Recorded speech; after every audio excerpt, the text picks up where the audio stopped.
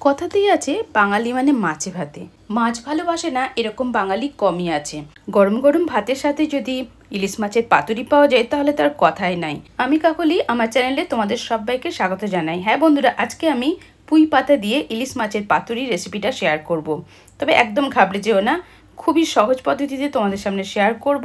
অনেকেই ভাবছো পুঁই পাতা দিয়ে কি করে বা পাতুরিটা বানাবো, তো দেখো স্টেপ বাই স্টেপ দেখতে থাকো।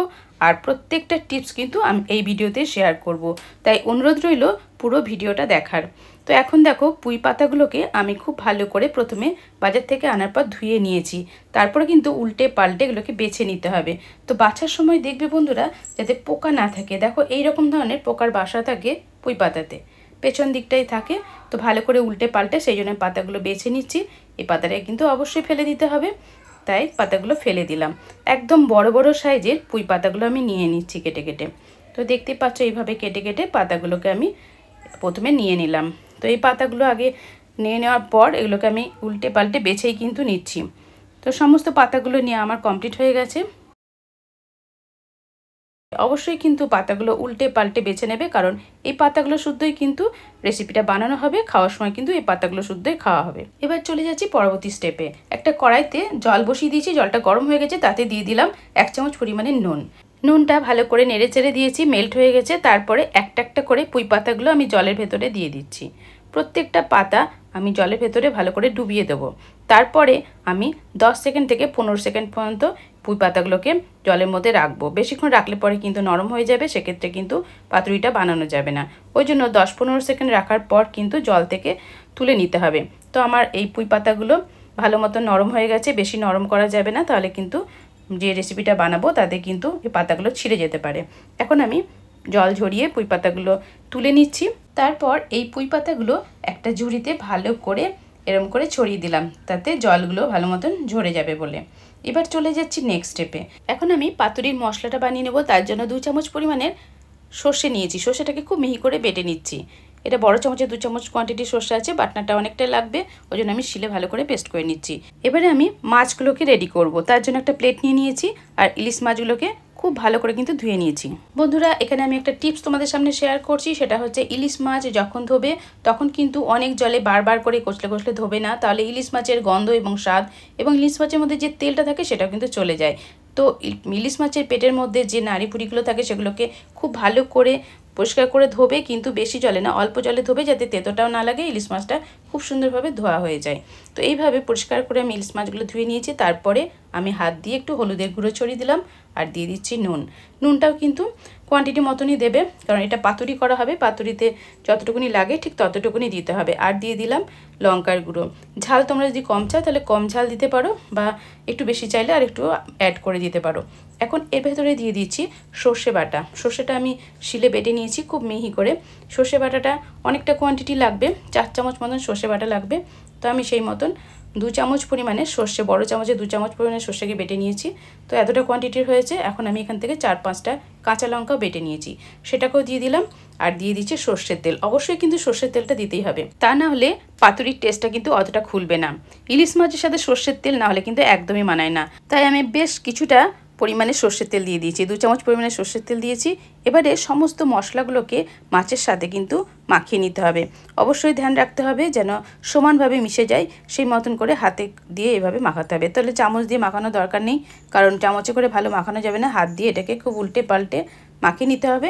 আর ভেতরে যাতে মশলাটা ঢোকে সেটাও কিন্তু খেয়াল রাখতে হবে। দেখো সমস্ত মাছগুলো আমার এইভাবে হাত দিয়ে মাখানো কমপ্লিট হয়ে গেছে। এখন আমি এই মাছগুলোকে ঢাকা দিয়ে 10 মিনিটের জন্য রেখে দেবো। আমি এখন ঢাকা দিয়ে 10 মিনিটের জন্য সরিয়ে রাখলাম। 10 মিনিট পর ফিরে আসছি। তো বন্ধুরা 10 মিনিট পর ফিরে এসেছি।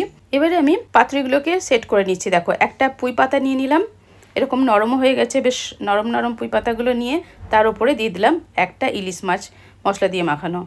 এটাকে এইভাবে সেট করে রাখলাম। তোমরা চাইলে তোমাদের মনের মতন করে এটা মুড়ে নিতে পারো।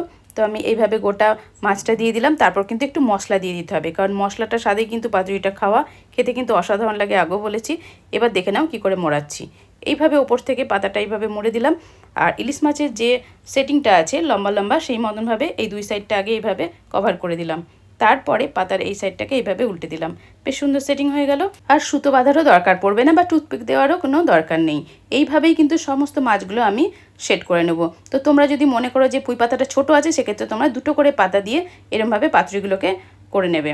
তো মাছগুলো বেশ সুন্দরভাবে সেটিং করা কমপ্লিট হয়ে গেছে। এখন চলে যাচ্ছি নেক্সট স্টেপে। আমি উনানে কড়াই বসিয়ে দিয়েছি। কড়াইতে দিয়ে দিলাম বেশ কিছুটা পরিমাণে সর্ষের তেল, তার মানে বড় চামচের 2 চামচ সর্ষের তেল আমি এখানে দিয়ে দিয়েছি। তেলটা একটু গরম হয়ে যাওয়ার পর এবার আমি পাতুরিগুলোকে একটা একটা করে তেলের উপর দিয়ে দিচ্ছি। তবে বন্ধুরা, যে দিকটা ওপরে লাস্টে মুড়েছিলাম সেই দিকটা কিন্তু প্রথমে এই তেলের উপর দিয়ে দিলাম।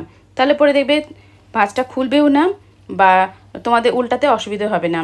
এবারে আমি ঢাকা দিয়ে দিলাম কিছুক্ষণের জন্য। অবশ্যই কিন্তু গ্যাসের ফ্লেমটাকে কমিয়ে পাতুরিটা বানাতে হবে, নাহলে কিন্তু তলার দিকটা পুড়ে যাবে, খেতে কিন্তু টেস্ট আসবে না, পোড়া পোড়া হয়ে যাবে, তেতো তেতো হয়ে যাবে। এক সাইডটা এইভাবে আমি উল্টে দিচ্ছি। এবারে একদিকটা হয়ে গেছে। মোটামুটি 5 থেকে 6 মিনিট গ্যাসের ফ্লেমটাকে কমিয়ে ঢাকা দিয়ে রাখতে হবে। তো 5-6 মিনিটে আমি রেখেছিলাম। তারপর একটা একটা করে পাতুরিগুলোকে উল্টে দিচ্ছি। উল্টো পিঠটাকেও একটু ফ্রাই করে নিতে হবে, সেই জন্য এইভাবে আস্তে আস্তে সমস্ত পাতুরিগুলোকে আমি উল্টে দিলাম। দেখতেই পাচ্ছ বন্ধুরা, আমি এতে সুতো বাঁধিনি, তবুও কিন্তু বেশ সুন্দরভাবে সেটিং হয়ে আছে পাতুরিগুলো। তো এইভাবে উল্টে দেওয়ার পর এবার আমি ঢাকা দিয়ে রাখবো 5 মিনিটের জন্য। অবশ্যই গ্যাসের ফ্লেমটাকে কমিয়ে রেখেছি। 5 মিনিট পর ঢাকা খুলে এবার দেখে নিচ্ছি কতটা পাতুরিটা রেডি হয়ে গেছে কিনা। খুব সুন্দর মতন পাতুরিটা কিন্তু আমার রেডি হয়ে গেছে। তো এই পাতুরিগুলোকে এখন আমি তুলে নেবো আস্তে আস্তে। দেখতেই পাচ্ছ মশলাগুলো অল্প অল্প বেরিয়ে গেছে, তবে কোনোটাই খুলে যায়নি। এগুলোকে আস্তে আস্তে আমি এইভাবে তুলে নিচ্ছি। মাছটা খুব সুন্দর মতন সেদ্ধ হয়ে গেছে, একদম নরম নরম হয়েছে, তোমরা দেখতেই পাচ্ছ। এবার এটাকে প্লেটে তুলে রাখছি। প্রত্যেকটা মাছকে আস্তে আস্তে ধৈর্য ধরে তুলে নেবে, তাহলে মাছগুলো ভেঙে যাবে না, এগুলো খুলেও যাবে না। পুঁই পাতা দিয়ে ইলিশ মাছের পাতুরি খেতে কিন্তু অসাধারণ লাগে। আমার চ্যানেলে পুঁই শাক দিয়ে ইলিশ মাছের মাথা দিয়ে পুঁই শাক চচ্চড়ি রেসিপিটা আগের দিন শেয়ার করে দিয়েছি, চাইলে তোমরা গিয়ে দেখে আসতে পারো। তো দেখো সমস্ত পাতুরিগুলো তুলে নিয়ে আমার একদম কমপ্লিট হয়ে গেছে। এটা গরম ভাতের সাথে খেতে ফাটাফাটি লাগে। চলো এবার পরিবেশন করে দিই গরম গরম ভাতের সাথে। দেখে নিলে কতটা টেস্টি হয়েছে। গরম ভাতের সাথে এবার আমি পরিবেশন করে দেখাচ্ছি কতটা মজাদার হয়েছে খেতে।